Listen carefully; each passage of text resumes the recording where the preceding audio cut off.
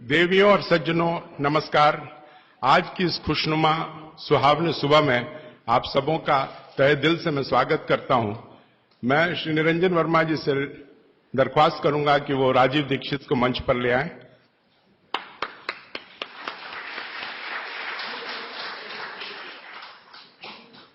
व्याख्यान से पहले मैं प्रभावती जयप्रकाश सेवा केंद्र, जो इस कार्यक्रम के आयोजक हैं, उनका मैं परिचय देना चाहूंगा।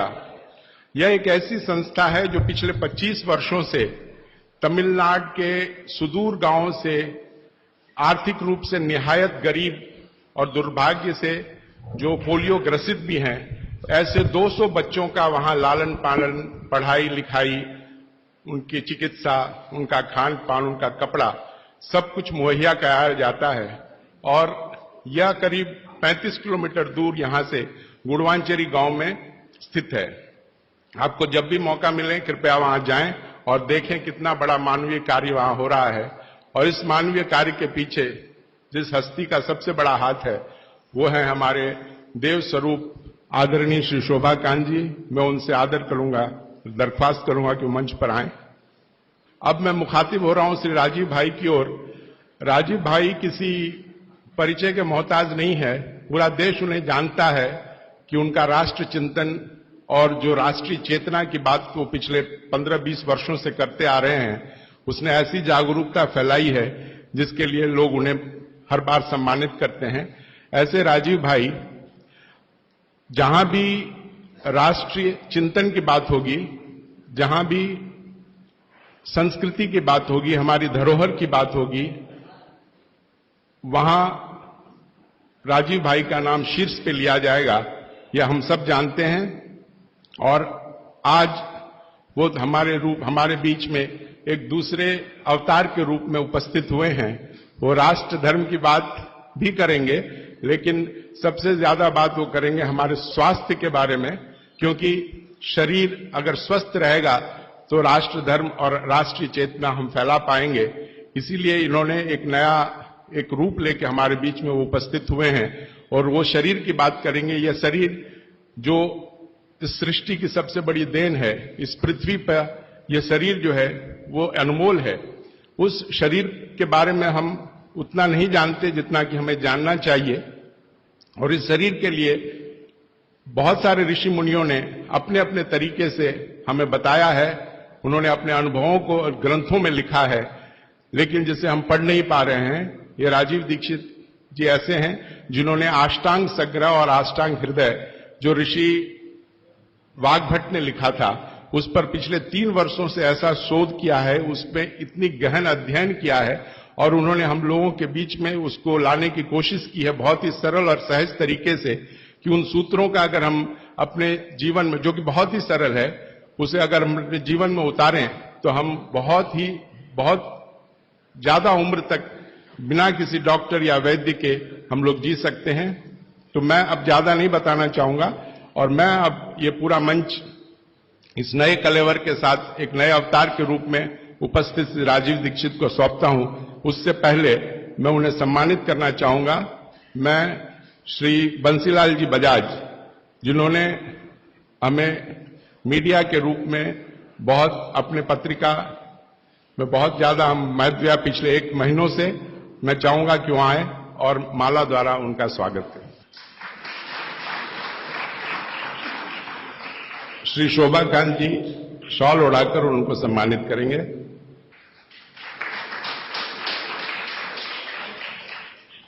अब पूरा मंच राजीव दीक्षित को समर्पित है और मैं चाहूंगा कि अपने मोबाइल फोन्स को या तो स्विच ऑफ कर लें या फिर उसे साइलेंट मोड में डाल दें, क्योंकि स्वास्थ्य के लिए या स्वस्थ होने के लिए यह हमारा पहला चरण होगा। श्री राजीव दीक्षित जी। चेन्नई नगर के सभी सम्माननीय नागरिक बंधुओं, माताओं, बहनों, मैं बहुत आभारी हूं आप सभी का, और विशेष रूप से श्री शोभा कांत जी का, प्रदीप भाई का, निरंजन भाई का, मेघानी भाई, इन सबका बहुत आभारी हूं कि इन सबकी प्रेरणा से मुझे आपके बीच में एक ऐसे विषय पर बात करने का मौका मिला जिन विषयों पर मैं पहले बात नहीं करता था। हमारी जो चिकित्सा और स्वास्थ्य का विषय है, इस पर बात करने की प्रेरणा मुझे पिछले 3-4 साल पहले हुई, जब मैंने भारत सरकार को एक पत्र लिखा था। मैंने भारत देश की सरकार के स्वास्थ्य मंत्री को एक पत्र लिखा था, ये जानने के लिए कि हमारे देश के लोगों की स्वास्थ्य की स्थिति क्या है।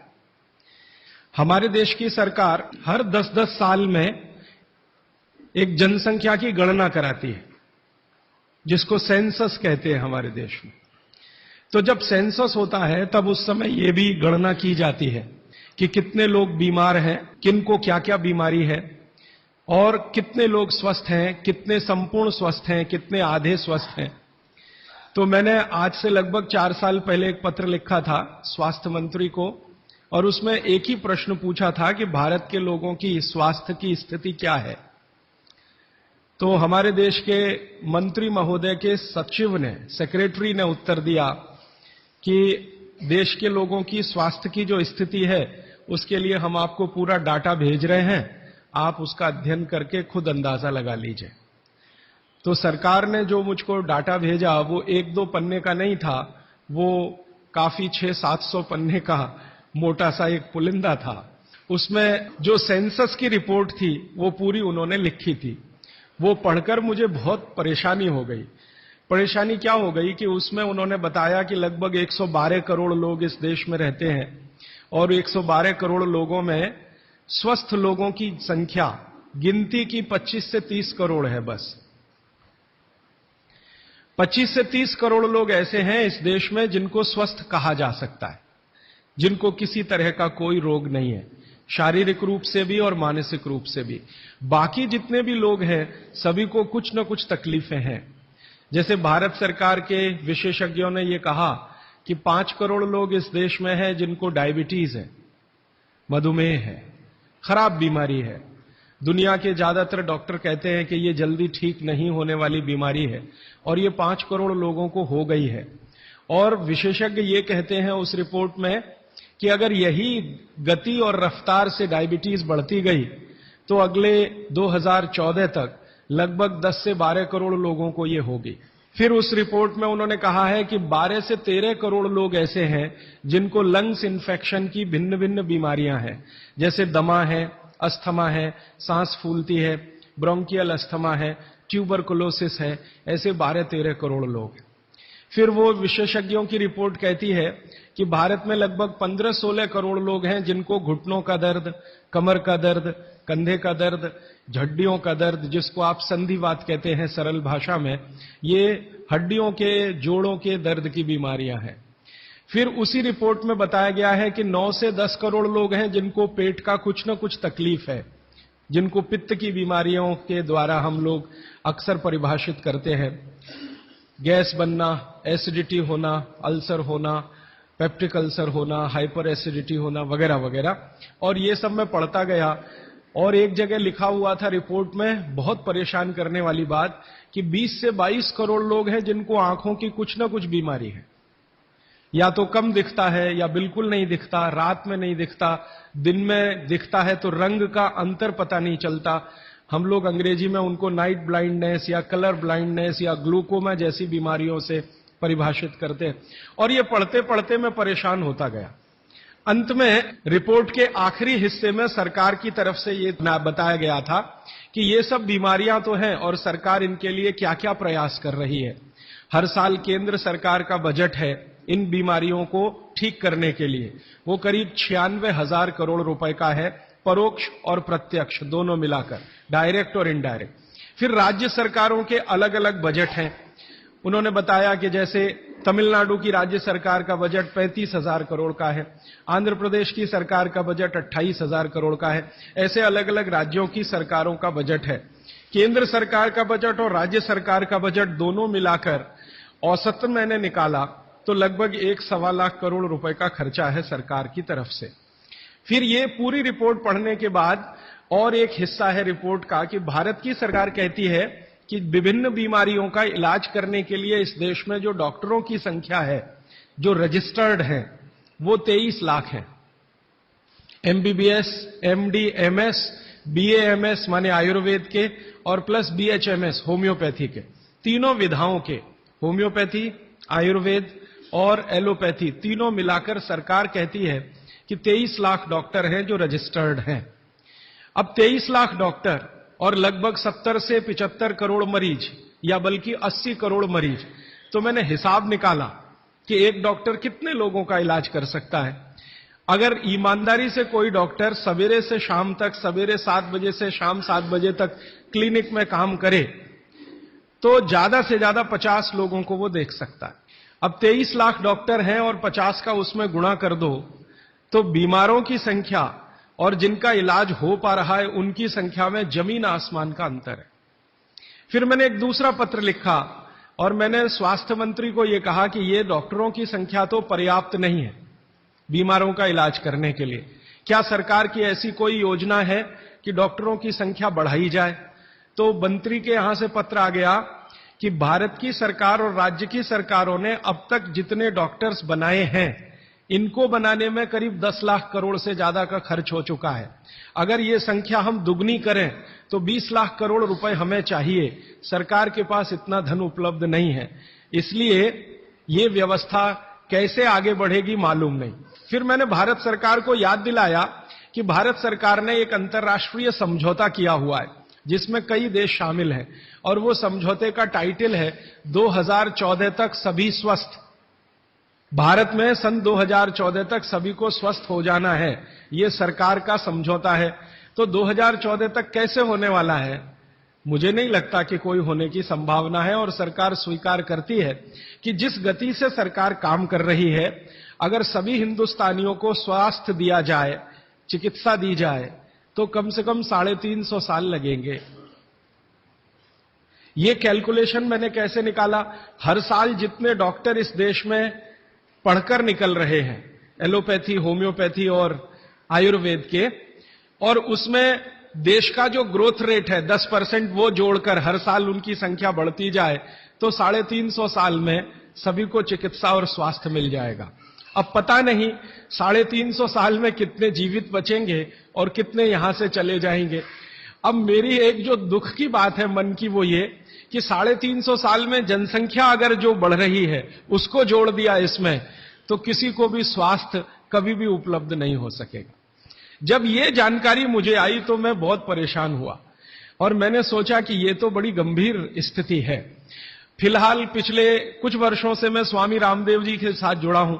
उनसे जब मैंने इन सब विषयों पर चर्चा की तो वो भी कहते हैं कि बात तो बहुत गंभीर है, सबको स्वास्थ्य मिलना सरकार के बूते का और सरकार के दम पर, और चिकित्सा जो चल रही है इस देश में उसके दम पर तो संभव नहीं है, कोई और रास्ता ढूंढना पड़ेगा। अब दूसरा रास्ता ढूंढने के लिए मैंने भारत देश के कई बड़े चिकित्सकों से बात करना शुरू किया, ऐसे वैद्यों से बात करना शुरू किया जो आयुर्वेद के बड़े पंडित माने जाते हैं इस देश में। विशेष रूप से एक वैद्य हैं हार्डीकर, पूना में रहते हैं और उनका भारत में बहुत बड़ा ऊंचा स्थान है। आजकल हिंदुस्तान के आयुर्वेद चिकित्सा के जो विशेषज्ञ हैं वो उनको आधुनिक चरक कहते हैं, इतनी ऊंची स्थिति है उनकी। हार्डीकर जी की उम्र उनकी लगभग 85 वर्ष हो चुकी है। मैंने हार्डीकर जी से कहा कि भारत की चिकित्सा की जो स्थिति है वो ये है, सरकार कहती है, आप क्या मानते हैं? तो उन्होंने कहा कि भारत में किसी को भी सरकार के भरोसे चिकित्सा कभी नहीं मिल सकती। अगर कोई व्यक्ति चाहे तो अपनी चिकित्सा स्वयं करे, तभी रास्ता खुलेगा और कोई रास्ता नहीं। हार्डीकर जी ने एक दिन मुझे कहा कि तुम जानते हो 200 साल पहले हिंदुस्तान में लोग बीमार नहीं थे इतने। तो मैंने कहा आप कैसे कहते हैं? उन्होंने कहा स्टैटिस्टिक्स देख लो, आंकड़े देख लो। तो 200 साल पहले के भारत के लोगों के चिकित्सा और स्वास्थ्य के आंकड़े मैंने इकट्ठे किए जो अंग्रेजों की सरकार के द्वारा तैयार किए गए थे, क्योंकि उस समय भारत में अंग्रेजों की सरकार चलती थी। तो मुझे हैरानी हुई कि आज जितने बीमार हैं और उस समय जितने बीमार थे, आज जितनी जनसंख्या है और 200 साल पहले जितनी जनसंख्या है, वो सब बातों को ध्यान में रखते हुए मैं अगर आपको सरल भाषा में कहूं कि अगर आज 100% लोग बीमार हैं तो 200 साल पहले मुश्किल से 8 या 10% लोग ही बीमार थे। अब वो 8 से 10% लोगों की चिकित्सा के लिए अंग्रेजों ने एलोपैथी व्यवस्था यहां शुरू की थी, जो शायद पर्याप्त रही होगी क्योंकि बीमारों की संख्या बहुत कम थी। आज बीमारों की संख्या हमारी कुल संख्या की 70 से 80% हो गई है और ये चिकित्सा लगभग फेल हो गई है। पिछले 60 वर्षों में आजादी के बाद आप सब जानते हैं, सरकार भी मानती है इस बात को कि जितना विकास हुआ है एलोपैथी चिकित्सा का, जितने डॉक्टर बढ़े हैं, जितनी दवाएं बढ़ी हैं, जितने हॉस्पिटल्स बढ़े हैं, जितनी सुविधाएं बढ़ी हैं, उतनी बीमारियां कई गुना गति से बढ़ गई। अब न हॉस्पिटल पर्याप्त हैं न डॉक्टर पर्याप्त हैं। आप अक्सर आए दिन अखबारों में समाचार पढ़ते होंगे, टीवी पर देखते होंगे कि लोगों को बिना इलाज के मर जाना पड़ता है, बिना दवा के मर जाना पड़ता है, हॉस्पिटल के बाहर बेचारे पड़े रहते हैं और डॉक्टर कहते हैं कि उनके ऊपर काम का इतना बोझा है कि वो सभी पेशेंट को अटेंड नहीं कर सकते। ये दोनों तरफ की बातें समझने के बाद मुझे वैद्य हार्डीकर जी की बात समझ में आई कि सब लोग अपनी चिकित्सा करने लगे तो रास्ता खुलता है सभी के स्वस्थ होने का। तो मैंने एक दिन हार्डीकर जी को पूछा कि क्या यह संभव है कि हर आदमी अपनी चिकित्सा खुद कर ले, तो डॉक्टर की क्या जरूरत है? तो उन्होंने कहा है कि डॉक्टर क्या करता है, डॉक्टर क्या करता है, आपसे कुछ बातें पूछेगा, आपको भूख लगती है कि नहीं, प्यास लगती है कि नहीं, नींद आती है कि नहीं, खाना अच्छा लग रहा है कि नहीं, वगैरह वगैरह, और ये सब आप उसको बताएंगे। ये सब बताने के बाद वो अपना कंक्लूजन आपको बताएगा कि आपको फलाना रोग हुआ है या आपको ऐसी तकलीफ हुई है। मतलब क्या है, डॉक्टर ने जो कुछ बताया आपके कहने पर, वो कोई भगवान तो नहीं है, ऐसा डॉक्टर तो कहीं नहीं है कि जो आप कुछ भी ना कहो और बता दे कि आपको ऐसा है। शायद 250-300 साल पहले रहे होंगे ऐसे कुछ चिकित्सक जो नाड़ी देखते ही बात करते थे कि आपने 10 दिन पहले ये खाया। हार्डीकर जी ने मुझे बताया कि ऐसे वैद्य रहे हैं इस देश में जो 1 मिनट आपकी नाड़ी पकड़ लें तो बता देंगे कि कल क्या खाया, 2 दिन पहले क्या खाया, 4 दिन पहले क्या खाया, 10 दिन पहले क्या खाया। अब ऐसे लोगों की कमी बहुत है इस देश में, संख्या भी कम है। तो हार्डीकर जी ने मुझे कहा कि आप जो बताते हैं डॉक्टर उस पर से अपना तय करता है, लेकिन उसमें भी वो पक्का नहीं होता। एलोपैथी चिकित्सा में तो सिद्धांत ही है trial and error, trial and error, trial and error, माने कोशिश करो और गलतियां करो, कोशिश करो और गलतियां करो, कोशिश करो, माने तीर चलाओ, लगे तो ठीक, नहीं तो तुक्का। ये बात हार्डीकर जी के मुंह से सुनी तो मुझे लगा कि वो आयुर्वेद चिकित्सक हैं, शायद इसलिए ऐसा बोलते होंगे। फिर मैंने ये बात कंफर्म करने के लिए एलोपैथी के कई बड़े डॉक्टरों से बात की, बहुत बड़े बड़े डॉक्टरों से बात की, दिल्ली में, मुंबई में। वो कहते हैं कि देखो बात तो सही है लेकिन हम इसको जाहिर में नहीं कह सकते, माने आप जैसे लोगों के सामने नहीं कह सकते कि हम सब ट्रायल एंड एरर पे काम करते हैं, हम सब तीर चलाते हैं, लग जाए तो ठीक है नहीं तो तुक्का है। माने आपका जो इलाज किया जाता है वो एक कुछ एजम्पशंस के आधार पर है, कंफर्म कुछ भी नहीं है उसमें। काम कर गया तो ठीक है, नहीं तो आप तो मर ही जाएंगे। डॉक्टर कहेगा मैंने तो बहुत कोशिश की, अब मैं क्या कर सकता हूं, और आप चुपचाप अपने पेशेंट की डेड बॉडी लेके वहां से चले आएंगे। मैं आपको एक बहुत गंभीर बात कहना चाहता हूं। हिंदुस्तान के एलोपैथी चिकित्सा के शीर्षस्थ डॉक्टर जो इस देश में हैं, उनकी एक संस्था है। वो संस्था की एक कॉन्फ्रेंस में मैं चला गया था, गलती से एक डॉक्टर मुझे पकड़ के ले गया था, मेरा जाने का तो कोई अधिकार नहीं था लेकिन डॉक्टर ले गया था। वो कहता था कि तुम सुनना बस बैठ के, हम बात क्या करते हैं, कुछ बोलना नहीं, कुछ कहना नहीं, रिएक्ट नहीं करना, बस सुनना, हम देखो क्या बातें करते हैं। तो उस कॉन्फ्रेंस में 3 दिन में बैठा रहा दिल्ली में। जो बातें होती हैं वो आपको सुना दी जाएं तो आप किसी भी एलोपैथी चिकित्सक के पास नहीं जाएंगे। वो बिल्कुल इस तरह से बातें करते हैं जैसे कोई कसाई बकरे को काटने से पहले बात करता है। ऐसी स्थिति इस देश में आ गई है। फिर 3 दिन सुनने के बाद मैं परेशान हो गया, तो मैंने वो डॉक्टर से कहा मैं जाना चाहता हूं। उसने कहा अब तुम समझ गए हम लोग क्या हैं। तो मैंने कहा ये आपने मुझे समझाया क्यों? तो उन्होंने कहा तुम एक काम कर सकते हो जो हम नहीं कर सकते, कि ये बातें दूसरों को समझा दो। ऐसी स्थिति है। उसमें जो सबसे गंभीर बात हुई थी वो मैं आपको एक वाक्य में कहना चाहता हूं। वो ये कहते थे सभी डॉक्टर एक दूसरे से सहमत होते हुए कि 250 वर्षों में एलोपैथी चिकित्सा ने एक ही काम किया है, दर्द से लड़ने का, बस, इसके अलावा कुछ नहीं। 250 वर्षों में एलोपैथी चिकित्सा ने एक ही रिसर्च किया है, एक ही काम किया है, एक ही शोध किया है, वो दर्द से लड़ने का। इसके आगे कुछ नहीं है। और ये बात मैं बहुत घंटों घंटों सोचता रहा, तब जाकर मुझे मन में प्रेरणा हुई कि मुझे तो भारत के लोगों को कुछ और बताने की जरूरत है। तब मैंने हार्डीकर जी को पूछा कि अब मेरे समझ में आया, आप बताइए क्या करना चाहिए। तो उनका देखो, आयुर्वेद एक ऐसी चिकित्सा पद्धति है जिसमें महान महान लोगों ने, चरक ऋषि, सुश्रुत ऋषि, बागभट्ट ऋषि, निघंटु ऋषि, पाराशर ऋषि, ये सब महान महान लोगों ने एक बात कॉमन कही है, और वो ये कही है कि जो व्यक्ति मरीज होता है वो सबसे अच्छा डॉक्टर हो सकता है। इसको आप गंभीरता से मनन करते रहिए। ये बात चरक ने भी कही है, सुश्रुत ने भी कही है, बागभट्ट ने कही है, निघंटु ने कही है, पाराशर ने कही है कि जो रोगी होता है वो सबसे अच्छा डॉक्टर हो सकता है, क्योंकि उसको अपने दुख और तकलीफ का जितनी गहराई से महसूस हो सकता है वो किसी भी डॉक्टर को नहीं होता। जो अपने दुख तकलीफ को गहराई से महसूस कर सकता है वो चिकित्सा भी कर सकता है।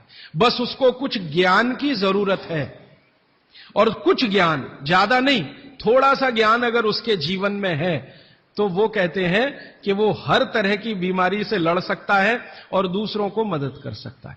उनके इस वाक्य से मुझे बहुत प्रेरणा हुई कि जो रोगी है वो सबसे अच्छा चिकित्सक हो सकता है।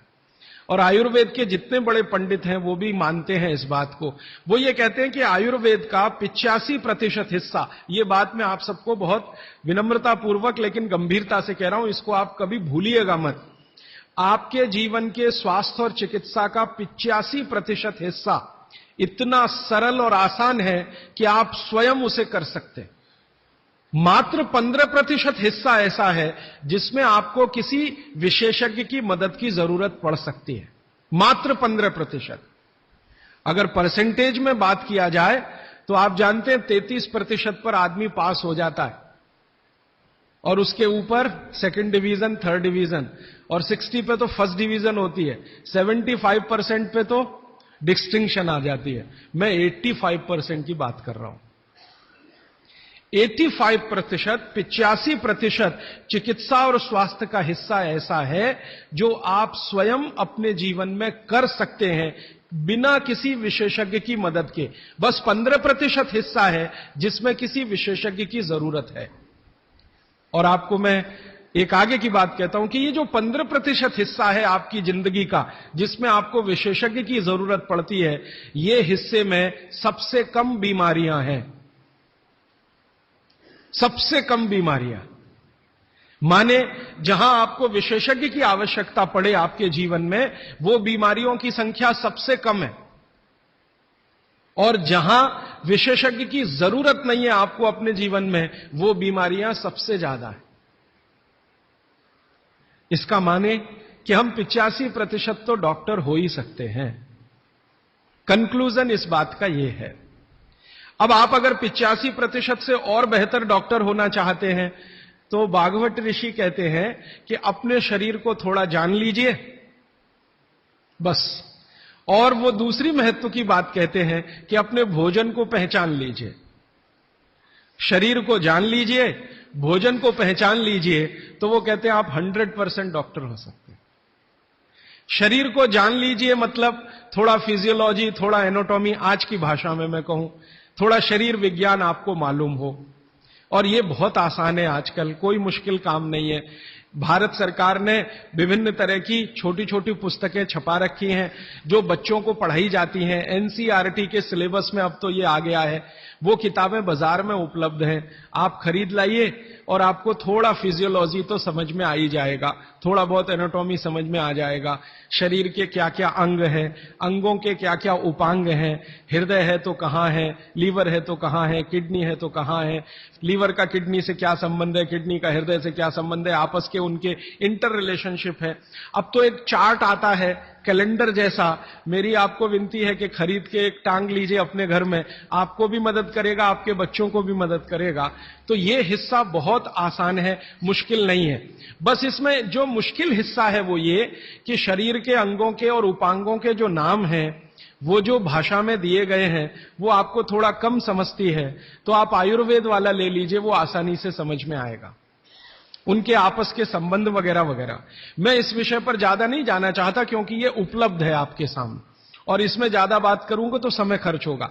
आपको सिर्फ संकेत कर रहा हूं कि आज आप चाहें तो आज, नहीं तो एक दो दिन में कुछ ऐसी पुस्तकें फिजियोलॉजी एनाटॉमी की खरीद लें, नहीं तो एक कैलेंडर चार्ट आता है वो ले लें, 2-3 कैलेंडर के चार्ट आते हैं वो ले लें। अभी सरकार ने एक 12 कैलेंडर का चार्ट निकाला है, बहुत ही सरल भाषा में है, बहुत आसान है, उसको घर में टांग कर पलटते रहें, देखते रहें।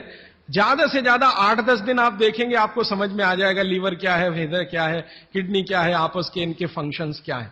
ये बात भागवत जी कहते हैं कि थोड़ा शरीर को जान लो और भोजन को पहचान लो। अब उसमें आगे उन्होंने एक सूत्र लिखा है संस्कृत में कि शरीर को जानना अगर है तो ठीक है, इसको जरा और समझिएगा, शरीर को जानना है तो ठीक है, लेकिन भोजन को पहचानना सबसे ज्यादा जरूरी। माने उनका कहना यह है कि शरीर को जान लें तो ठीक है, नहीं जाने तो भी भोजन को तो पहचान लें। और भागवत जी ने पूरी विनम्रता से, पूरी गंभीरता से एक बात लिखी है कि जिसने भोजन को पहचान लिया उसको जिंदगी में कभी भी किसी चिकित्सक की जरूरत तो नहीं पड़ेगी। अब भोजन को पहचान लिया माने रसोई घर को पहचान लिया, सीधी सी बात है। और भागवत जी कहते हैं कि जीवन की सबसे बड़ी खोज अगर कोई है तो वो रसोई घर है। और वो कहते हैं कि सबसे बड़ा विज्ञान अगर कोई है तो ये रसोई घर का विज्ञान है, जिसको भोजन विज्ञान कहें या पाक शास्त्र कला कहें, जो भी बात आप कहना चाहें। वो ये कहते हैं कि इससे बड़ी खोज पूरी दुनिया में हुई नहीं और अगले हजारों साल होगी नहीं। इतनी गहरी बात वो कहकर चले गए यहां से। वो कहते हैं कि पिछले हजारों साल में हुई नहीं भोजन से ज्यादा रिसर्च, और अगले हजारों साल में होगी नहीं। और मैं अपने अनुभव से और आप खुद अपने अनुभव से ये बात कह सकते हैं कि दुनिया में भोजन और रसोई पर सबसे ज्यादा रिसर्च अगर कहीं हुई तो भारत में हुई, और अगले हजारों साल भी होगी तो भारत में ही होगी। क्यों? दूसरे देशों में भोजन ही नहीं है, रिसर्च क्या करेंगे? हो भोजन तब तो रिसर्च करें। आप में से बहुत सारे लोग यूरोप गए होंगे, अमेरिका गए होंगे, आप देखिए भोजन क्या है उनके पास, ले दे के एक पाव रोटी और डबल रोटी। अब वो आलू से खा लो या प्याज से खा लो, प्याज से खा लो कि आलू से खा लो, उसको बीच में काट के प्याज भर लो या प्याज बगल में रख के खा लो। उसको पिज्जा कह दो, बर्गर कह दो, हॉट डॉग कह दो, कोल्ड डॉग कह दो, वो प्रिपरेशन तो एक ही है ना। और वो प्रिपरेशन है मैदे का, मैदे को सड़ाकर बनाया हुआ। इसके अलावा उनके पास कुछ है नहीं जिसको फूड स्टफ कहा जाए, माने सॉलिड भोजन, मुख्य भोजन कहा जाए, वो उनके पास एक ही है, पाव रोटी डबल रोटी। उसको वो मछली से भी खा सकते हैं, गाय के मांस से भी खा सकते हैं, बकरे के मांस से भी खा सकते हैं, या वगैरह वगैरह कहीं से कुछ भीख में मिल गया, दाल चावल वगैरह, तो उसके साथ खा सकते हैं, वो सब भीख में मिला हुआ है, उनके यहां कुछ होता है नहीं। मैं आपको एक छोटी सी जानकारी देना चाहता हूं। एक बार एक विदेशी व्यक्ति से मेरा झगड़ा हो गया, एक जर्मनी का व्यक्ति था, उससे झगड़ा हो गया। झगड़ा कुछ इस बात का था कि भारत महान है कि जर्मनी महान है। ये जर्मनी के लोगों को आप जानते हैं, थोड़ा शॉविनिज्म बहुत है, खराब शब्द है शॉविनिज्म, लेकिन मैं इस्तेमाल कर रहा हूं। वो कहते हैं हम श्रेष्ठ हैं, दुनिया में हमसे बड़ा कोई नहीं, हम सर्वश्रेष्ठ हैं वगैरह वगैरह। हिटलर भी यही कहता था। तो उसकी महानता की हवा निकालने के लिए मैंने उससे कुछ सवाल कर लिए, तो परेशान हो गया, लेकिन जर्मनी की असलियत सामने आ गई। मैंने उसको पूछा तुम्हारे देश में क्या होता है? गन्ना होता है, गन्ना, शुगर केन? तो उसने कहा नहीं होता। आम होता है? आम नहीं होता। केला होता है? नहीं होता। चीकू होता है? नहीं होता। संतरा होता है? नहीं होता। मौसम्मी होती है? नहीं होती। जब बहुत परेशान हो गया तो कहने लगा देखिए मिस्टर राजीव दीक्षित, कोई भी मीठी चीज मेरे देश में नहीं होती। अब बात आगे करिए। कोई भी मीठी चीज मेरे देश में नहीं होती। एक वाक्य में उसने खत्म कर दिया। फिर मैंने कहा अच्छा चलो, मीठी चीज नहीं कड़वी चीज पूछते हैं। मेथी होती है? मेथी? मेथी तो मीठी नहीं है। तो मेथी होती है? उसने कहा नहीं होती। पालक होता है? नहीं होता। चुकंदर होता है? नहीं होता। फिर थोड़ी देर में परेशान हो गया, कहने लगा हरे पत्ते की कोई चीज मेरे देश में नहीं होती। तो मैंने कहा फिर होता क्या है? तो उसने कहा दो ही चीजें हैं, एक तो आलू होता है और एक प्याज होती है। तो आलू को प्याज में मिला के खा लो या प्याज को आलू में मिला के खा लो, और कुछ नहीं होता। फिर मैंने उसको गिनाना शुरू किया कि देखो भारत में क्या क्या होता है, मीठी चीजों में क्या क्या होता है, खट्टी चीजों में क्या क्या होता है, तीखी चीजों में क्या क्या होता है, कसैली या कड़वी चीजें क्या क्या है। 6 रस है ना, षड रस की बात कही जाती है। 6 रस में मैंने गिनाना शुरू किया तो वो कहता है कि यार इसमें तो एक एनसाइक्लोपीडिया लिख जाएगा। मैंने कहा यस, भारत में इतना ही होता है। और मैंने उसको जब ये कहा कि ये हर गांव में होता है, तब तो वो बहुत परेशान हो गए। मैंने कहा हर गांव में होता है, 7,32,000 गांव हैं, हर गांव में ये सब होता है। माने किसी गांव को दूसरे पर निर्भर रहने की जरूरत नहीं है, नमक को छोड़कर। तब उसने कहा कि सच में इंडिया इज ग्रेट। ये ग्रेटनेस है अपने देश की।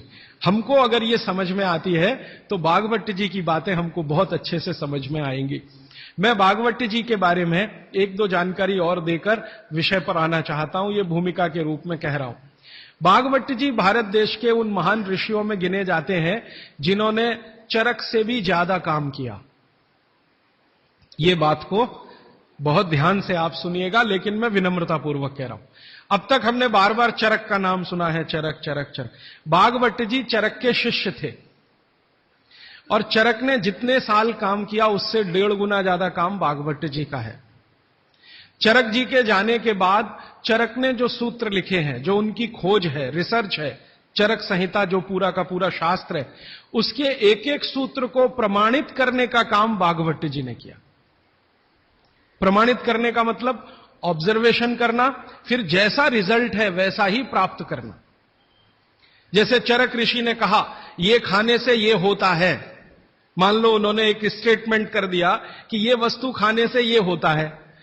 भागवत जी ने उसको प्रमाणित करने में 25 साल लगा दिए, 20 साल लगा दिए, 30 साल लगा दिए, और जब तक देख नहीं लिया तब तक उसको लोगों को कहने लायक नहीं माना। हमारे आयुर्वेद चिकित्सा शास्त्र के जो विशेषज्ञ हैं वो ये मानते हैं कि चरक जो थे महापंडित थे, बहुत ऊंचे स्थान के व्यक्ति थे, लेकिन भागवत जी थे वो साधारण आदमियों के चिकित्सक थे।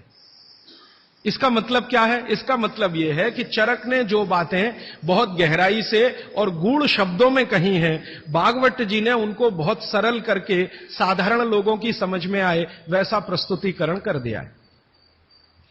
भागवत जी की ये 2 पुस्तकें अष्टांग हृदयम और अष्टांग संग्रहम पढ़ने के बाद मुझे लगा कि मैंने चरक को पढ़ लिया, सुश्रुत को पढ़ लिया, निघंटु को पढ़ लिया, सबको पढ़ लिया, क्योंकि उन्होंने सबका निचोड़ डाल दिया उसमें। और वो ये कहते हैं कि अब मैंने जो तैयार कर दिया है अष्टांग हृदयम या अष्टांग संग्रहम, ये आम आदमी के लिए है। वो चाहे तो इसका पालन करे और अपने जीवन में मेरी तरह से सुखी और निरोगी रहे। भागवत जी 135 वर्ष तक जिंदा रहे और उनके शिष्य बताते हैं कि उन्होंने इच्छा मृत्यु को धारण किया। माने उनकी इच्छा हो गई थी कि अब बहुत दिन जिंदा रहने से कोई फायदा नहीं है, तो मृत्यु को वर्ण किया। ऐसे पंडित आदमी, इतनी कमांड अपने शरीर पर। और वो ये कहते हैं जब मृत्यु को जा रहे थे तो उनके शिष्य कह रहे थे कि परेशान हम हो जाएंगे, आप चले जाएंगे। उनका कोई परेशानी नहीं है, ये शरीर छोड़ूंगा, दूसरा धारण करूंगा। जैसे तुम शर्ट बदलते हो मैं बदल लूंगा, लेकिन अब मुझे जाना चाहिए, इस शरीर का सीमा हो गया है। ऐसे व्यक्ति जिन्होंने मृत्यु को धारण किया अपनी इच्छा से, उन्होंने जो कुछ अपने जीवन में किया है वो 2 ही पुस्तकों में सारा समाहित है। तीसरी कोई पुस्तक उन्होंने लिखी नहीं, और वही दोनों पुस्तकों में कुल मिलाकर 7,000 सूत्र हैं। 7,000, 2 पुस्तकों में कुल मिलाकर 7,000 सूत्र हैं। सभी सूत्र संस्कृत में हैं, ये तो आप जानते ही हैं, क्योंकि उस जमाने में हिंदी थी नहीं, तमिल थी नहीं, तेलुगु थी नहीं, ज्यादा से ज्यादा संस्कृत ही थी या प्राकृत थी। तो संस्कृत में उन्होंने सब कुछ लिखकर छोड़ दिया। वही सूत्र मैं पिछले कई वर्षों से पढ़ता रहा, 4-5 वर्षों से तो बहुत ज्यादा पढ़ रहा हूं। जब से मुझे मन में ये बात आई, पढ़ता रहा। और हमारा जो अभियान है, जो पूरे देश में हम चलाते हैं स्वदेशी के लिए, उससे ये बहुत गहराई से जुड़ा है। क्योंकि हमारे अभियान में अब तक हम ये बात करते थे ना कि घर में पेप्सी कोला, कोका कोला मत लाओ क्योंकि विदेशी पेय है। फिर मैं ये भी कहता था ये पीने लायक नहीं है, टॉयलेट क्लीनर है। बहुत साल पहले मैं बोल के गया था चेन्नई में। अब सरकार ने भी मान लिया है कि टॉयलेट क्लीनर है और वैज्ञानिकों ने सिद्ध कर दिया है कि टॉयलेट क्लीनर है। तो ये बातें हम स्वदेशी अभियान में जोड़कर चलते थे। जब मुझे पता चला कि इसी स्वदेशी अभियान का एक बड़ा हिस्सा है, पेप्सी कोका कोला भारत से धन लूटकर अमेरिका ले जा रहा है, ऐसे एलोपैथी चिकित्सा की दवाएं बनाकर कंपनियां उससे भी ज्यादा लूट कर ले जा रहे। एक अमेरिकन कंपनी है, उसका नाम है प्रॉक्टर एंड गैम्बल। उसकी बैलेंस शीट मैंने देखी तो उनका मुनाफे का प्रतिशत 20,000 है, माने 20,000% प्रॉफिट कमा रहे हैं वो भारत में। पेप्सी कोका कोला तो 1000% पे काम कर रहे हैं, प्रॉक्टर एंड गैम्बल 20,000% पे काम कर रहा है। एक अमेरिकन कंपनी है एली लिली, उनका प्रॉफिट परसेंटेज 35,000 है, 35,000% मुनाफा कमा रहे हैं वो भारत में। तो ध्यान में आया कि विदेशी कंपनियां पेप्सी कोका कोला बेचकर जितना धन कमा रही हैं, उससे कई गुना ज्यादा एलोपैथी की दवाएं बेचकर कमा रही हैं। और उस धन को कमाने में भारत के चिकित्सक उनकी थोड़ी मदद कर रहे हैं, क्योंकि वो उन्हीं दवाओं का प्रिस्क्रिप्शन लिख रहे हैं जो ये कंपनियां बेच रही हैं।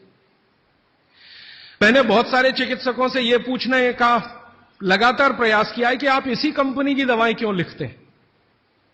मान लो एक चिकित्सक है, बहुत पैसे वाला है, प्रॉक्टर एंड गैम्बल की ही दवाएं लिखता है। बंबई में मैंने ये ज्यादा काम किया। और एक है वो एली लिली की ही लिखता है, एक है सेंडोज की ही लिखता है, एक सीबागाइगी की ही लिखता है। तो पता चला कि उनका कमीशन फिक्स है। ये खराब शब्द बोलने के लिए आप मुझे माफ करेंगे, डॉक्टरों का कंपनियों से कमीशन फिक्स है। माने कमीशन जो कंपनी ज्यादा देगी वो उसका प्रिस्क्रिप्शन लिखेंगे। इसका मतलब यह है कि उनको आपकी चिकित्सा से कोई लेना देना नहीं है, उनको अपने कमीशन की चिंता है। और वो कमीशन खाकर ऐसी दवाएं भी लिखेंगे आपको जो जरूरत नहीं है, गैर जरूरी है। अक्सर आपने देखा है कि एक साथ कोई डॉक्टर का प्रिस्क्रिप्शन है, 18-20 गोलियां लिखी हुई हैं, 4 सुबह 4 दोपहर 4 शाम 4 रात गोलियां ऐसे खिलाते हैं जैसे सब्जियां खाएं हम। और वो तो कहते हैं कि सब्जी वब्जी खाओ ही मत, गोलियां ही खाते रहो। हाँ, विटामिन बी के लिए भी गोली खा लो, विटामिन सी के लिए भी गोली खा लो, विटामिन ए के लिए भी गोली खा लो, और गोली से भी ज्यादा इंजेक्शन लगवा लो। और अब तो उन्होंने पता नहीं क्या क्या सब बना दिया। माने जो प्रकृति हमें दे रही है उसके चक्कर में न फंस के ये गोलियों के चक्कर में फंसो, ताकि कंपनी का माल बिके, ताकि उनका भी कमीशन बढ़े। ये पूरे देश में चल रहा है, कहीं ज्यादा कहीं कम। मैं आपको विनम्रतापूर्वक ये कहने आया कि जिस चिकित्सक को भगवान मानकर आप उसके पास जाते हैं, पैसे भी देते हैं, फीस भी देते हैं, लेकिन वो दवा आपको देता है कमीशन के आधार पर कि ज्यादा कमीशन है तो ये दवा लिखनी है, नहीं तो नहीं लिखनी। और भारत की सरकार बिल्कुल भी फेल हो चुकी है इस कमीशन खोरी को रोकने में। और मेडिकल काउंसिल ऑफ इंडिया के पास ऐसा कोई कार्यक्रम नहीं है कि डॉक्टरों की कमीशन खोरी पर वो कंट्रोल कर सके। जो शपथ लेकर डॉक्टर निकल रहे हैं उसके ठीक उल्टे काम वो अपने जीवन में कर रहे हैं। एक शपथ उनको दिलाई जाती है, वो शपथ लेकर निकलते हैं, उसमें बड़ी बड़ी बातें हैं, लेकिन जीवन ठीक उसका उल्टा है। तो ये सब बातों को ध्यान में रखकर मुझे ऐसा लगा कि भागवत जी की बात जो वो कहते हैं कि 85% जो जीवन की चिकित्सा है वो हर व्यक्ति स्वयं कर सकता है, 15% के हिस्से में विशेषज्ञ की जरूरत है। तो मुझे लगा कि जो 85% है वो तो जानो। और वो जानने के लिए 5-6 साल जो काम किया मैंने, उसमें से कुछ सूत्र मैंने निकाले। भागवत जी के 7,000 सूत्र हैं। सभी सूत्रों पे बात करूं तो कम से कम तो महीना सवा महीना लगता है, वो भी रोज 3 घंटे बात करूं तो मैंने कहा और सोचा कि इतना समय किसी के पास भी नहीं है और शायद मेरे पास भी नहीं है, तो इनमें से कुछ सूत्र हैं जो बहुत जरूरी लगते हैं, वो निकालो। तो भारत में जैसे मैंने हार्डीकर जी का नाम लिया, उनकी मैंने मदद ली इसमें। और हार्डीकर जी के बराबर के कई ऐसे वैद्य हैं, उनकी मदद मैंने ली और मैंने कहा कि आप मुझे बताओ ये सूत्र, ये सूत्र, ये सूत्र, ये सूत्र बहुत ही जरूरी है, बिना इसके आदमी का जीवन ही नहीं चलेगा, ये पहले मुझे बता दो। तो उन्होंने बताना शुरू किया, तो वो 7,000 से घट के 3,000 तक आए। फिर मैंने कहा ये 3,000 में मुझे बताओ, तो 3,000 से 1,000 पर आए, फिर 500 पर आए, फिर 500 से 50 पर आ गए।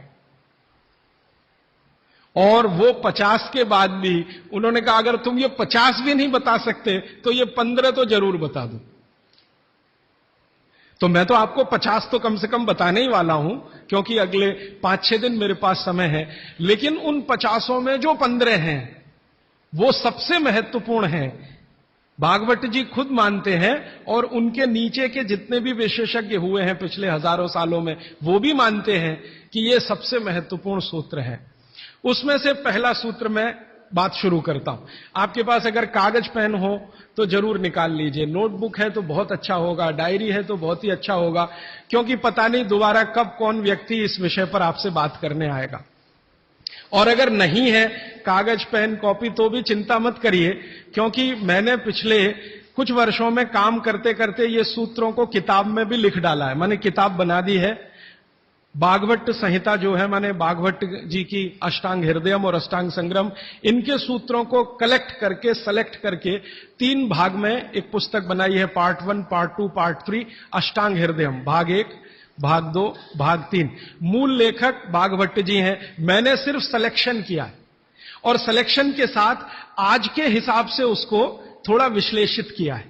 जैसे मैं एक उदाहरण दूं तो आपको मेरी बात समझ में आए। भागवत जी ने एक सूत्र लिखा, अब मैं संस्कृत में बात नहीं करूंगा क्योंकि समय बढ़ जाएगा।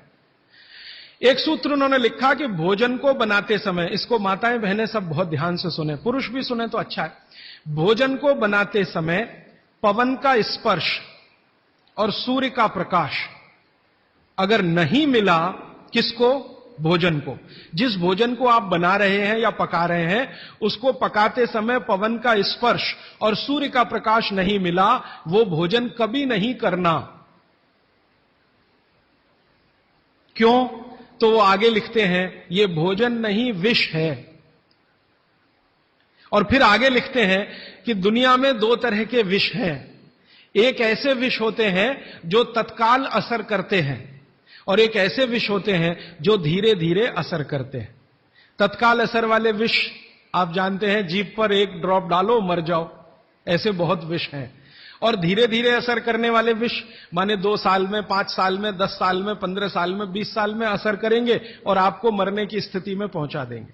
तो सूत्र उनका इतना है कि जिस भोजन को बनाते समय पवन का स्पर्श और सूर्य का प्रकाश ना मिले, वो भोजन को कदापि ना करें, क्योंकि वो विष है। अब ये तो सूत्र है, पहले संस्कृत है, मैंने वो हटा दिया, संस्कृत नहीं कहा, सीधे हिंदी में कहा। अब इस हिंदी का विश्लेषण करें, हम कहना क्या चाहते हैं वो, और आज के हिसाब से विश्लेषण करें, सन 2007 के हिसाब से विश्लेषण करें। अब तक मैंने जो बोला वो भागवत जी का हिस्सा था, अब जो वो बोल रहा हूं वो मेरा हिस्सा है। भागवत जी कह रहे हैं कि प्रेशर कुकर का भोजन ना करें, क्योंकि प्रेशर कुकर एक ऐसी तकनीक है जिसमें भोजन बनाते समय ना तो सूर्य का प्रकाश जा सकता है, ना पवन का स्पर्श उसको मिलेगा। प्रेशर कुकर से जो भी है वो हवा बाहर तो आ सकती है, बाहर की हवा अंदर जाने की उसमें कोई डिवाइस नहीं है, कोई रास्ता नहीं। सूर्य का प्रकाश उसमें अंदर जाए ऐसी कोई टेक्नोलॉजी उसमें डेवलप नहीं हुई है। तो भागवत जी ने 3,500 साल पहले कहा, शायद उनको ये अंतर चेतना में आ गया होगा कि ये कभी ना कभी आदमी प्रेशर कुकर बना ही लेगा। ये मैंने मजाक में कहा, लेकिन आज के हिसाब से आपको समझ में आए इसके लिए। तो वो ये कहते हैं कि प्रेशर कुकर का भोजन ना करें, माने हमारे घर में एक प्रेशर कुकर है जिस पर भागवत जी का सिद्धांत लागू नहीं होता। माने सिद्धांत ऐसे लागू नहीं होता कि हम उसका खाना खाएं, ना खाएं, वो विष है। फिर मैंने वैज्ञानिकों से बात की कि ये प्रेशर कुकर का भोजन विष है, ऐसा भागवत जी कहते हैं, आपका क्या कहना है? तो हमारे देश में CDRI नाम की एक बड़ी लेबोरेटरी है, सेंट्रल ड्रग रिसर्च इंस्टीट्यूट। वहां के 2 साइंटिस्टों ने कहा कि यार काम तो हमने करके देखा है, बात सही है भागवत जी। मैं कहता हूं ये टीवी पे बोलो, तो उन्होंने कहा ये प्रेशर कुकर कंपनियां गर्दन काट देंगी हमारी। टीवी पे नहीं बोल सकते हम, तुम चाहो तो बोलो। मैंने कहा आपकी रिसर्च क्या कहती है? वो ये कहते हैं कि ये जो प्रेशर कुकर है ज्यादा से ज्यादा या 99% एल्यूमिनियम के बने हुए हैं। एल्यूमिनियम आप जानते हैं। और वो ये कहते हैं कि भोजन रखने और बनाने का सबसे खराब मेटल अगर कोई है तो एल्यूमिनियम ही है। सबसे खराब मेटल जिसमें भोजन को आप रखें और भोजन को पकाएं वो एल्यूमिनियम ही है। और दोनों वैज्ञानिक, वो कहते हैं नाम नहीं लेना हमारा इसलिए मैं नहीं ले रहा हूं, वो ये कहते हैं कि हमारा 18 साल का रिसर्च ये कहता है कि अगर इस एल्यूमिनियम के प्रेशर कुकर का खाना बार बार आप खाते जाओ तो गारंटी है कि आपको डायबिटीज तो हो ही जाएगा, अर्थराइटिस तो हो ही जाएगा, ब्रोंकाइटिस भी होने की पूरी संभावना है और सबसे ज्यादा टीबी होने की संभावना है। अस्थमा, टीबी, ये सब होने की संभावना। मैं पूछा आपने अब तक कितनी बीमारियों को डिटेक्ट किया? तो उन्होंने कहा 48 बीमारियों को हम डिटेक्ट कर चुके हैं जो प्रेशर कुकर के खाने से ही होती हैं। और ये दोनों रिसर्चर सबसे ज्यादा इन्होंने रिसर्च किया जेलों में। जेल है ना हमारी, वहां सभी कैदियों को एल्यूमिनियम के बर्तन में ही खाना मिलता है, आप जानते हैं। तो ये दोनों वैज्ञानिक लखनऊ के हैं। लखनऊ की जेल में, लखनऊ के आसपास की जेलों में इन्होंने बहुत काम किया। वो जेलों में जाते हैं और जो कैदी एल्यूमिनियम के बर्तनों में खाना खाते हैं उनके ऊपर उन्होंने बहुत काम किया। और उन्होंने कहा सबका जीवन कम होता है और जीवन की शक्ति कम होती है, प्रतिकारक शक्ति कम होती है और रोग बहुत जल्दी उनको आते हैं। बाद में मैंने एक छोटा सा काम इसमें ऐड किया। वो वैज्ञानिकों से रिपोर्ट लेने के बाद मैंने ये तय किया कि पता करो कि ये एल्यूमिनियम कब से आया, क्योंकि ये ज्यादा पुरानी चीज नहीं है। तो पता चला 100-125 साल पहले आया। 100-125 साल पहले अंग्रेजों की सरकार थी। अंग्रेजों की सरकार के वैज्ञानिकों ने एल्यूमिनियम को हिंदुस्तान में इंट्रोड्यूस कराया। और आपको सुनकर हैरानी होगी कि अंग्रेजों की सरकार का जो पहला नोटिफिकेशन आया एल्यूमिनियम के बर्तन बनाने का, वो जेल के कैदियों के लिए ही आया। और उनका यह तय हुआ था कि जेल के कैदियों को एल्यूमिनियम के बर्तनों में ही भोजन दिया जाए, क्योंकि ये सब भारत के क्रांतिकारी हैं और अंग्रेजों को इन्हें मारना है। उस जमाने में आप जानते हैं जेल में कोई भी होता था तो वो क्रांतिकारी होता था। भगत सिंह हो या उधम सिंह, चंद्रशेखर हो या अशफाक उल्ला, राजेंद्र नाथ लाहिड़ी हो या ठाकुर रोशन सिंह, ये सब तो क्रांतिकारी थे जो जेलों में जाया करते थे अंग्रेजों के जमाने। इनको जानबूझकर एल्यूमिनियम के बर्तन में ही खाना देना है ताकि ये जल्दी मरे या मरने की स्थिति में आ जाए। तो समझबूझकर अंग्रेजों की सरकार ने एल्यूमिनियम के बर्तन इस देश में इंट्रोड्यूस किए। अब परिणाम क्या हुआ? अंग्रेज तो चले गए, लेकिन जेलों में आज भी ये नियम चल रहा है कि भोजन एल्यूमिनियम के बर्तनों में ही दिया जाएगा। अंग्रेज चले गए फिर भी ये काम चल रहा है। और अब मुश्किल ये हो गई है कि वो जेलों से हमारे घर में आ गया और हमारे घरों से ज्यादा गरीबों के घर में आ गया। ज्यादा गरीब लोगों के भोजन तो सारे एल्यूमिनियम के बर्तनों में ही बन रहे हैं और वो बेचारे बिना जाने बूझे ट्यूबरकुलोसिस और अस्थमा जैसी बीमारियों के शिकार हो रहे हैं। तो भागवत जी का सूत्र तो बहुत सरल है, सिंपल है कि जो भोजन को बनाते समय सूर्य का प्रकाश या पवन का स्पर्श ना मिले वो भोजन कभी नहीं करना। मैंने उदाहरण के लिए आपको समझा दिया कि प्रेशर कुकर का भोजन नहीं करना क्योंकि ये जहर है। एक और चीज है अपने घर में, रेफ्रिजरेटर। रेफ्रिजरेटर भी एक ऐसी वस्तु है, एक ऐसी डिवाइस है, एक ऐसी टेक्नोलॉजी है जिसमें सूर्य का प्रकाश नहीं जा सकता, पवन का स्पर्श भी नहीं हो सकता। और एक तीसरी चीज है अपने घर में, माइक्रोवेव ओवन। इसमें भी सूर्य का प्रकाश नहीं जा सकता, पवन का स्पर्श नहीं हो सकता। मतलब सीधा सा यह है कि आधुनिक तकनीकी से बनी हुई चीजें जो हमारे घरों में आई हैं पिछले 15-20 वर्षों में, भागवत जी के अनुसार इनमें रखा हुआ पकाया हुआ भोजन विष है, तो ना करें। नहीं तो क्या होगा? आप कहेंगे जी हम तो करेंगे, हम तो छोड़ नहीं सकते प्रेशर कुकर को, हम तो छोड़ नहीं सकते रेफ्रिजरेटर को, हम तो छोड़ नहीं सकते माइक्रोवेव ओवन को, क्योंकि इसमें भोजन से समय बचता है। मेरा बहुत सारी माताओं और बहनों से तर्क हुआ है, वो ये कहते हैं कुकर में खाना बनाने से समय बचता है। तो मैं उनसे पूछता हूं ठीक है समय बचता है, तो बचे हुए समय का क्या करती हैं?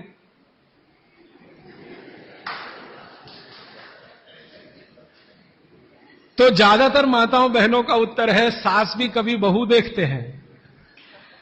इधर प्रेशर कुकर में खाना बना के समय बचा, फिर हमने टीवी के सामने वो समय इन्वेस्ट कर दिया, तो नेट रिजल्ट क्या? और फिर मैं जब उनको समझाता हूं कि ये जो आपने आधा घंटा या 1 घंटा समय बचाया भोजन पकाने में, ये आपका घंटों घंटों हॉस्पिटल में खराब कराएगा। तब 2 घंटे रोज के हिसाब से मान लो बचा लिया, और साल भर में आपने 700-800 घंटे बचा लिए, कल्पना करो। फिर एक दिन हॉस्पिटल में भर्ती हो गए और 2-4 महीने वहां निकल गया, नेट रिजल्ट क्या? वही 0 का 0।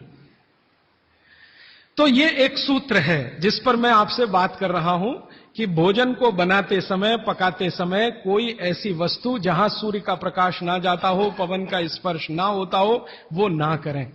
अब इसमें विश्लेषण की जरूरत है। भागवती जी तो लिख के चले गए, अब ये क्यों का जवाब हमें ढूंढना है, और इसमें जरूरत हो तो आधुनिक विज्ञान की मदद भी लेनी है। मॉडर्न साइंस ने कुछ लॉजिक डेवलप किए हैं, कुछ ऑब्जर्वेशंस उन्होंने दिए हैं, तो उनकी मदद से ये क्यों ना करें, क्या कारण है, यहां से अब बात मैं शुरू करता हूं। आधुनिक विज्ञान क्या कहता है प्रेशर कुकर के बारे में, ये जाने। प्रेशर कुकर एक ऐसी टेक्नोलॉजी है जो खाने को जल्दी पकाती है, ये है सीधा सा मतलब। अब खाने को जल्दी पकाने के लिए ये प्रेशर कुकर क्या करता है, जो भोजन आपने उसमें अंदर रखा है पकने के लिए, उस पर, और जो पानी डाला है आपने भोजन पकाने के लिए, उस पर अतिरिक्त दबाव डालता है। यह है प्रेशर। प्रेशर माने दबाव। तो अतिरिक्त दबाव डालने की टेक्नोलॉजी है प्रेशर कुकर। और यह अतिरिक्त दबाव कहां से आता है? प्रेशर कुकर में आपने दाल डाली, ऊपर से पानी डाला, थोड़ा हल्दी मसाले डालकर बंद करके रख दिया। अब उसमें वो एक सीटी लगा दी। वो सीटी लगाई, यही सबसे खतरनाक चीज है पूरे प्रेशर कुकर की। सीटी ना लगाएं तो आपका प्रेशर कुकर आपके लिए अच्छा है। सीटी लगाते ही क्या करता है, पानी गर्म होगा। आप जानते हैं पानी गर्म होने से वाष्पीकरण शुरू होता है, वेपराइजेशन शुरू होता है। तो पानी की वाष्प प्रेशर कुकर में चारों तरफ इकट्ठी हुई, वो वाष्प जो है ना, वो दबाव डालती है। किस पर? दाल पर, चावल पर, सब्जी पर।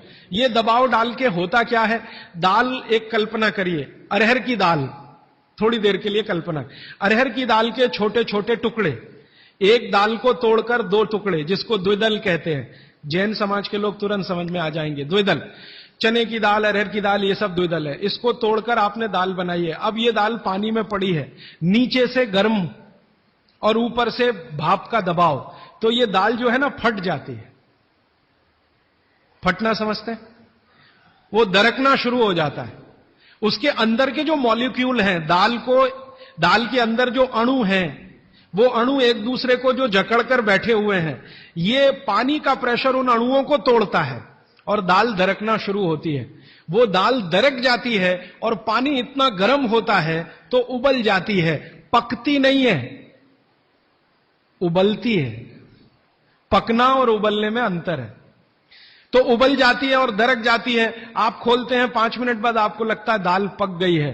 पक नहीं गई है, वो थोड़ी सॉफ्ट हो गई है, नरम हो गई है, क्योंकि नीचे से गर्मी पड़ी, ऊपर से प्रेशर पड़ा वाष्प का। वो पकी नहीं है, उबल गई है और उसका सॉफ्टनेस बढ़ गई है। तो आपने खा लिया तो आपने कहा पकी हुई दाल खा ली। माफ करिए, दाल पकी हुई नहीं है। फिर आप बोलेंगे जी पकी हुई दाल और इस दाल में क्या अंतर है? पकी हुई दाल का आयुर्वेद में एक सिद्धांत है। आयुर्वेद में वैसे सभी सिद्धांत हैं, उसमें से एक मैं आपसे बता रहा हूं। आयुर्वेद चिकित्सा यह कहती है कि जिस वस्तु को खेत में पकने में जितना ज्यादा समय लगता है, जिस वस्तु को पकने में खेत में जितना ज्यादा समय लगता है, भोजन रूप में पकने में भी उसको ज्यादा समय लगता है। अब अरहर की दाल की बात करें, आप में से थोड़ा भी गांव से जुड़ा हुआ कोई व्यक्ति होगा तो आप जानते हैं अरहर की दाल को खेत में पकने में कम से कम 7 से 8 महीने लगता है। कम से कम 7 से 8 महीना लगता है। क्यों?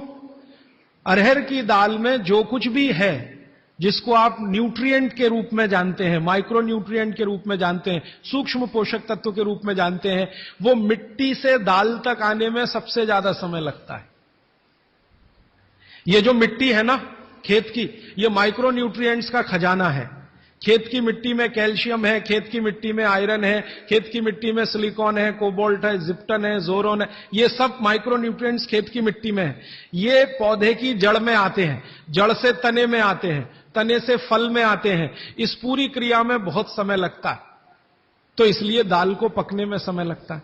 तो आयुर्वेद यह कहता है कि जिस दाल को खेत में पकने में ज्यादा समय लगा, उसको घर में भी पकने में ज्यादा समय लगना चाहिए। क्यों?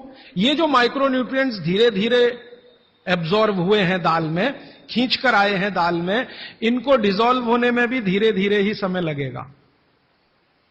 आप दाल क्यों खाना चाहते हैं? आप दाल खाना चाहते हैं प्रोटीन के लिए। प्रोटीन कहां से आएगा? ये जो माइक्रो न्यूट्रिएंट्स का कलेक्शन दाल में इकट्ठा है, इनके टूट जाने पर, बिखर जाने पर, तो वो बिखरने और टूटने में उसको देरी लगने वाली है, क्योंकि आने में देरी लगी है। यह प्रकृति का सिद्धांत है, आयुर्वेद का नहीं कहना चाहिए, प्रकृति का सिद्धांत है। बच्चे को पेट के अंदर गर्भाशय में विकसित होने में समय लगता है।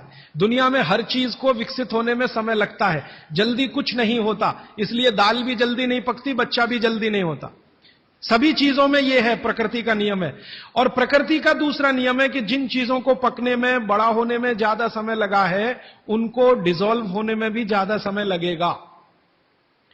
और दाल जब डिसॉल्व होगी तब उसके प्रोटीन्स आपको मिलेंगे भोजन में। इसीलिए आप दाल खा रहे हैं, ताकि आपको प्रोटीन की कमी पूरी हो। कुछ विटामिन आपको चाहिए, कुछ प्रोटीन्स आपको चाहिए, कुछ और दूसरे अंश आपको चाहिए। तो आयुर्वेद का नियम बिल्कुल सीधा है कि दाल ज्यादा देर में पकी है तो घर में भी ज्यादा देर में पके। अब मेरे समझ में आया कि हमारे पुराने लोग जो बुजुर्ग थे वो कितने बड़े वैज्ञानिक थे। मैं एक बार जगन्नाथपुरी गया था, आप भी गए होंगे। तो वहां भगवान का प्रसाद बनाते हैं तो प्रेशर कुकर में नहीं बनाते, आप जानते हैं। हालांकि वो चाहे तो प्रेशर कुकर रख सकते हैं, क्योंकि जगन्नाथपुरी के मंदिर के पास करोड़ों रुपए की संपत्ति है।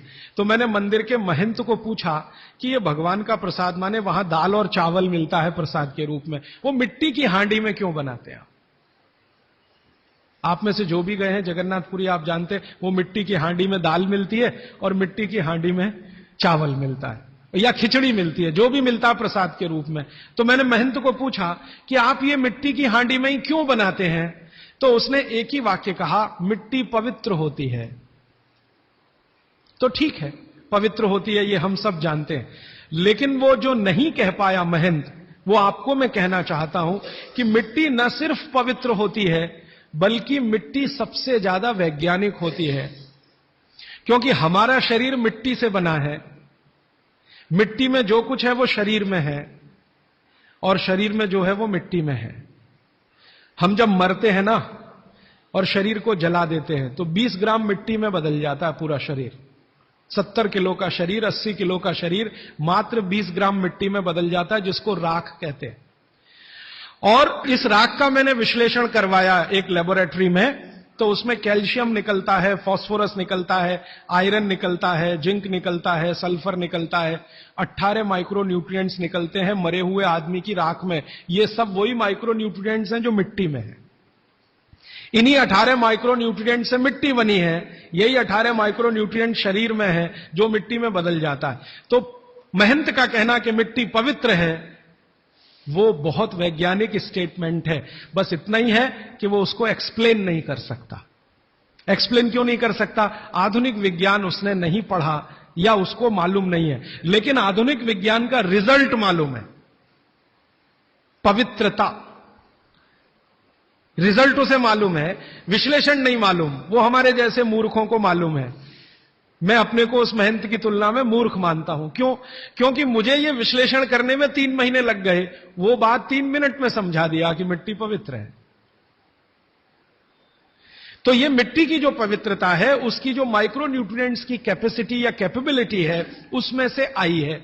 तो मिट्टी में दाल आई है, दाल आपने पकाई है, तो महंत कहता है कि मिट्टी पवित्र है, इसलिए हम मिट्टी के बर्तन में ही दाल पकाते हैं। भगवान को पवित्र चीज ही देते हैं, अपवित्र चीज भगवान को नहीं दे सकते। अच्छा, मैं वो दाल ले आया और भुवनेश्वर लेके गया, पुरी से भुवनेश्वर। भुवनेश्वर में CSIR का एक लेबोरेटरी है, council of science and industrial research का लेबोरेटरी है, जिसको रीजनल रिसर्च लेबोरेटरी कहते हैं।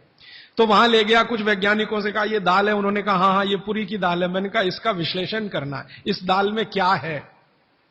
तो उन्होंने कहा यार ये तो बड़ा मुश्किल काम है, 6-8 महीने लगेगा। मैंने कहा ठीक है फिर भी। तो उन्होंने कहा हमारे पास पूरे इंस्ट्रूमेंट नहीं है, हमारे पास जो जो चाहिए वो नहीं है, आप दिल्ली ले जाओ तो बेहतर है।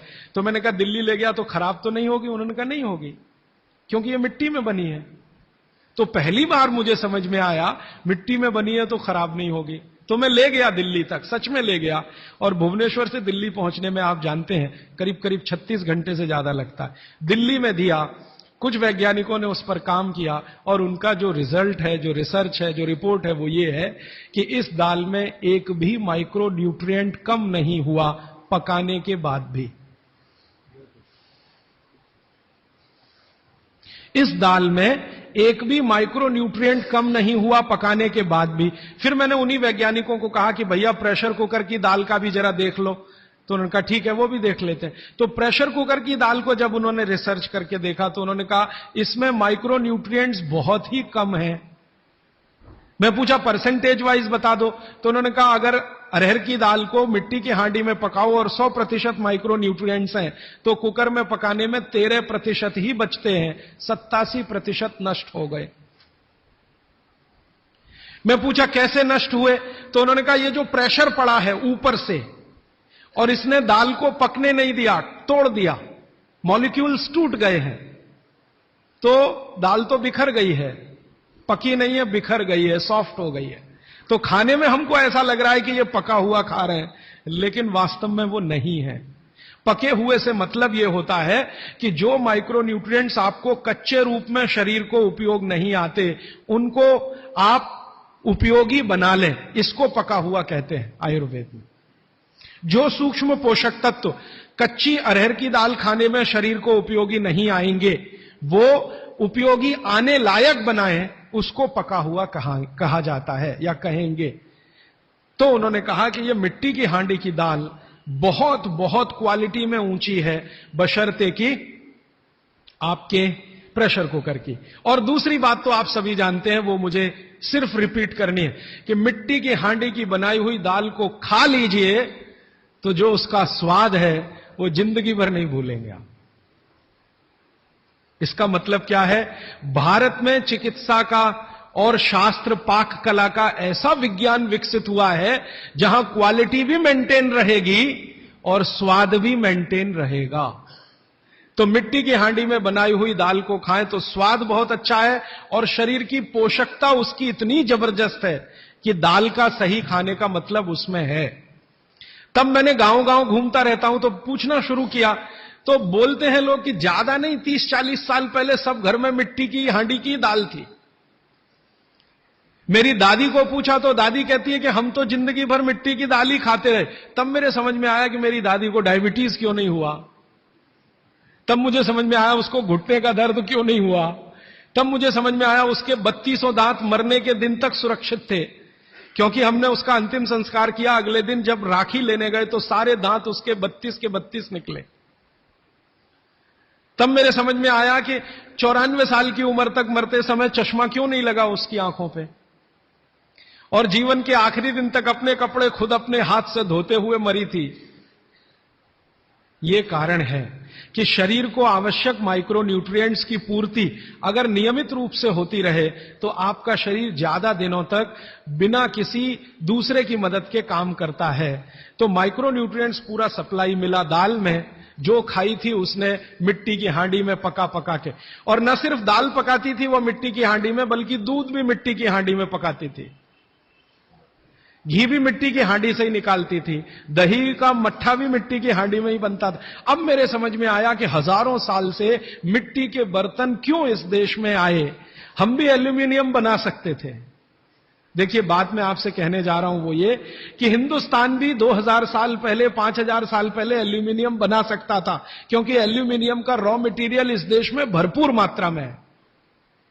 बॉक्साइट, हिंदुस्तान में बॉक्साइट के खजाने भरे पड़े हैं।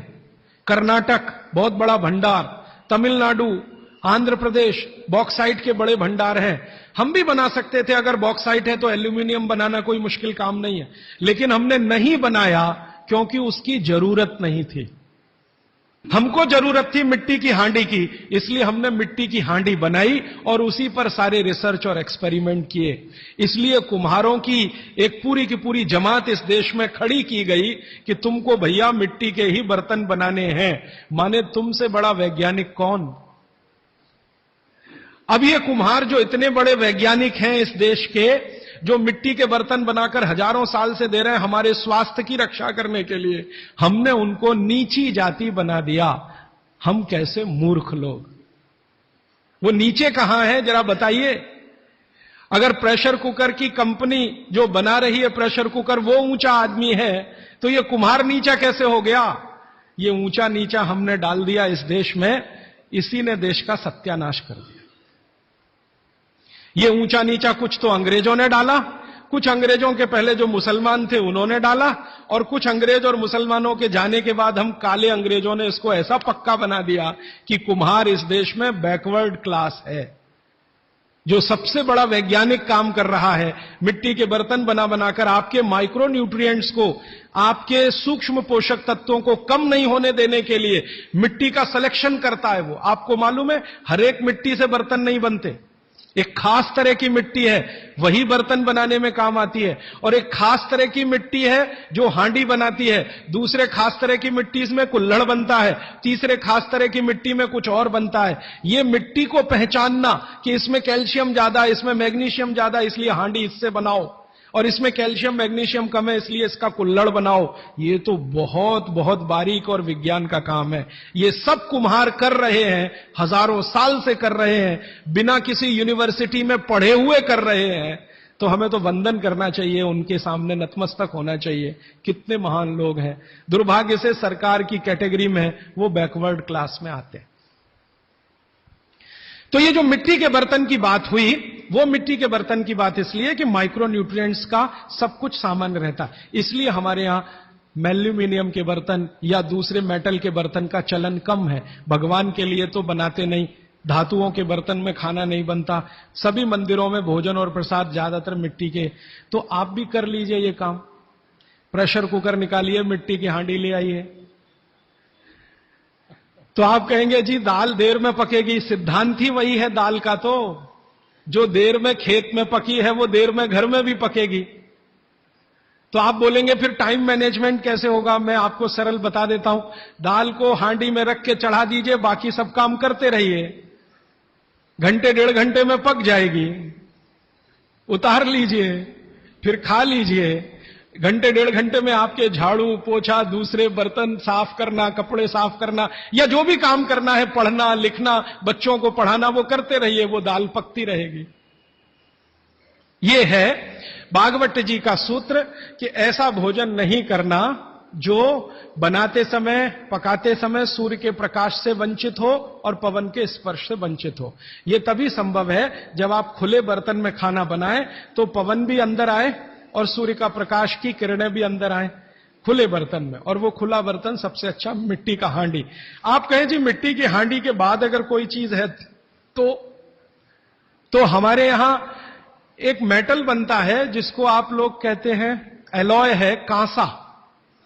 कांसा आपने सुना है, शायद देखा भी हो किसी के घर में। तो दूसरा सबसे अच्छा माना जाता है कांसा, तीसरा सबसे अच्छा माना जाता है पीतल।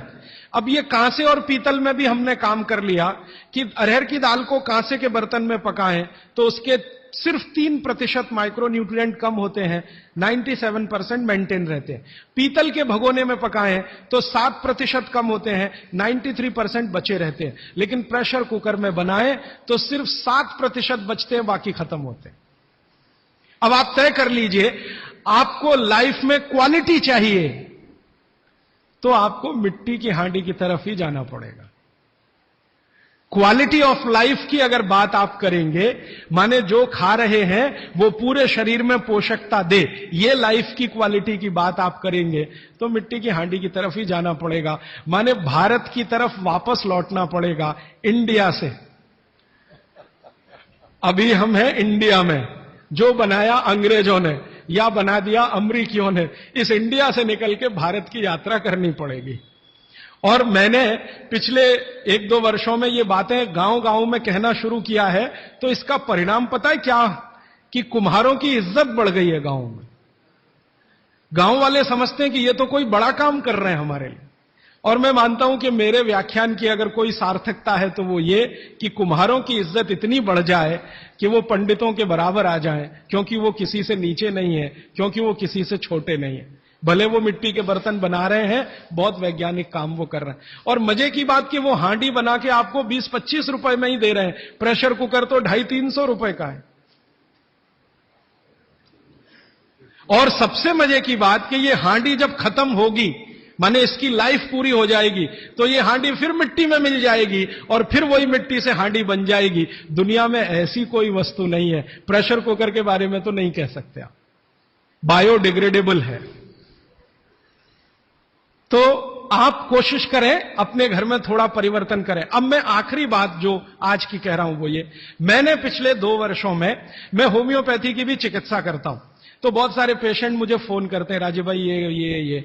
तो मैंने कुछ पेशेंट को खास कर कहा कि देखो भैया, आपको मैं कोई दवा नहीं दूंगा। तो कहने लगे फिर बीमारी कैसे ठीक होगी? मैंने कहा एक ही काम करो, मिट्टी की दाल खाना शुरू करो, मिट्टी की हांडी में रखी हुई दाल खाना शुरू करो। चावल खाना है तो मिट्टी की हांडी का। कहने लगे राजीव भाई कौन करेगा ये सब? मैंने कहा आपकी बीवी करेगी या आप करोगे? अगर जिंदगी चाहिए तो झक मार के आप करोगे, नहीं तो अमेरिका जाओ, कनाडा जाओ, जर्मनी जाओ, लाखों रुपए खर्च करो, फिर भी झक मार के वापस आओ, डॉक्टर कहेगा इलाज नहीं। तो आप देख लो, तो जो गंभीर मरीज है वो आप जानते हैं वो कुछ भी करेंगे जो आप कहें। तो मेरे पास कुछ डायबिटीज के क्रोनिक पेशेंट हैं, बहुत क्रोनिक, जिनका यूनिट, शुगर यूनिट 480 के ऊपर है। ऐसे 100 से ज्यादा पेशेंट, कुछ गुजरात में है, कुछ राजस्थान में और कुछ बंबई में। मैंने उनको कहा ध्यान से मिट्टी का बर्तन ले आओ और शुरू करो। अब बर्तन लाने में तकलीफ हुई तो कुम्हार को ढूंढना पड़ा, तो लेकिन मिल गया। वो 8 से 9 महीना हो गया नियमित रूप से मिट्टी की दाल और मिट्टी का चावल, माने हांडी की दाल और हांडी का चावल, हांडी की खिचड़ी नियमित रूप से खा रहे हैं। और अब तो उन्होंने मिट्टी का तवा भी ले आया अपने घर में रोटी बनाने के लिए। बाजरे की रोटी बहुत अच्छी बनती है इस मिट्टी के तवे पे, तो रोटी भी उसी की खा रहे हैं। 8 महीने के बाद सबका शुगर टेस्ट किया है तो 480 यूनिट वाला अभी 180 यूनिट पे है, बिना किसी मेडिसिन के, बिना किसी इंजेक्शन के, बिना किसी टॉनिक के। और होम्योपैथी की कोई दवा नहीं दी मैंने उनको। कुछ लोगों को ज्यादा परेशान थे, दवा भी दो, उनको प्लेसिबो दे दिया। प्लेसिबो समझते हैं? खाली गोली, दवा नहीं डाली। तो पेशेंट को लग रहा है कि मैं दवा खा रहा हूं, दवा खा के अच्छा हो रहा हूं। मुझे मालूम है कि वो कोई दवा नहीं है, वो प्लेसिबो है, वो अच्छा हो रहा है उस मिट्टी की दाल खा के, मिट्टी का चावल खा के, मिट्टी की खिचड़ी खा के। रिजल्ट ये है। तब मैंने मान लिया कि बाघभट्ट सच में महान आदमी थे। वो एक सूत्र लिख गए कि आप ऐसा भोजन मत करो जिसमें सूर्य का प्रकाश ना जाए, पवन का स्पर्श ना हो। तो वो आपके लिए अमृत तत्व है, भोजन नहीं है, वो अमृत जैसा है। ये एक सूत्र पूरा होता है, 8:30 का समय हो गया है। आगे कल दूसरा सूत्र, तीसरा, ऐसे कर करके जो सबसे जरूरी 15 है वो पहले बताऊंगा और उसके आगे बढ़ता जाए। आभार, धन्यवाद।